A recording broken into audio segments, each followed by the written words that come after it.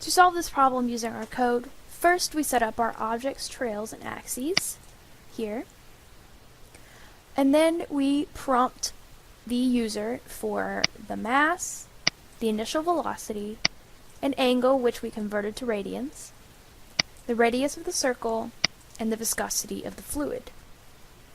And then we set up our variables. We had the initial time, the change in time, the gravity as a vector, and then the two velocities, which we got the components of using the initial velocity and trig functions.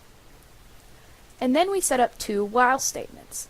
First, while their position is y is greater than or equal to 0, and it will land first, so we did this one first.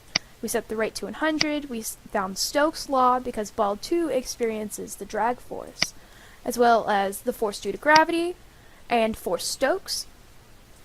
And we had time go through a change in time, and we found the new velocity and the new position of both ball 1 and ball 2.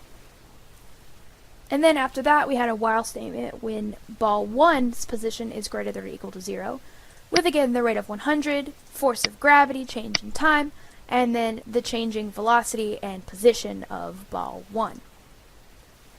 And then we found the box. So we found the box so that it would go past either vector, like if either one was the farthest, it would go past that one.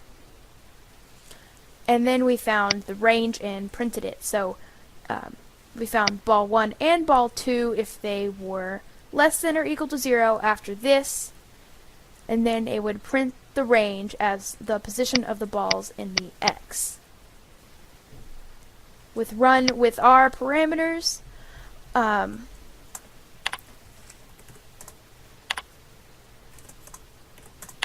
our code works as such, and we print the range.